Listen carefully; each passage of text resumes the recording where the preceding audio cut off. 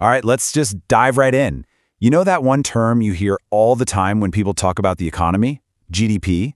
We're going to grab our highlighters, tackle this thing together, and figure out what it actually means for, us. Because I know I have. You flip on the news and it's all, GDP is up 2%, or GDP growth is slowing down, and your eyes just kind of glaze over. Well, let's think of GDP as the one big grade that every country gets on that test.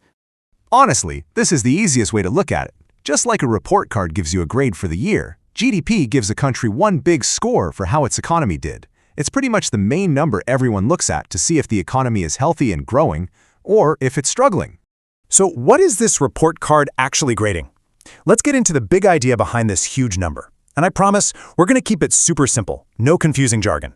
Before we get to the official definition, let's just use this analogy. Imagine the entire country is one giant store. Everything that store makes and sells in 1 year, every car, every coffee, every app downloaded, if you put a price tag on all of it and added it all up, that final number, that's the GDP. It's like the country's total sales for the year.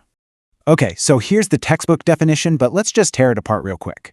Finished goods just means we only count the final product. So we count the whole car, not the individual tires and the steel, because that would be like counting the same thing twice.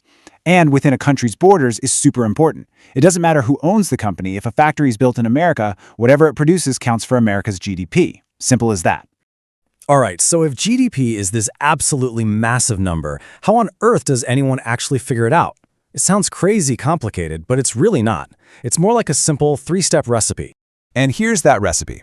Step 1, you add up every single thing that we buy. That's called consumption. Your lunch, your Netflix subscription, all that stuff. Step 2, you add up what businesses and the government spend. That's investment.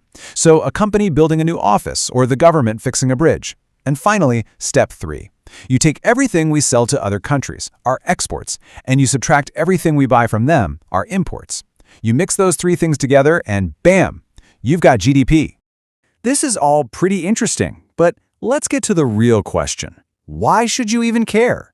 How does this giant abstract number actually connect to your day-to-day life?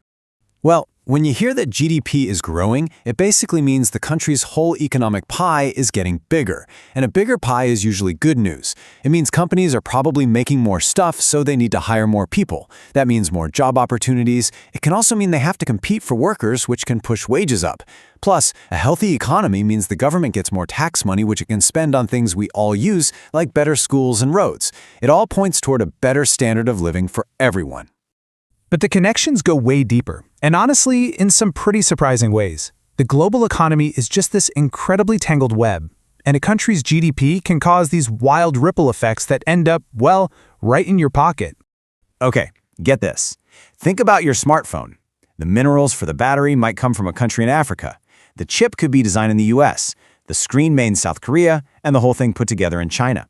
The economic health, the GDP, of every single one of those countries affects the cost of their labor and parts.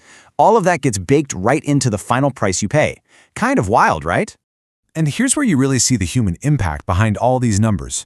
Remember that net exports part of the recipe? Well, that's global trade. And studies show that when countries trade more, it creates jobs and opportunities, especially in developing nations.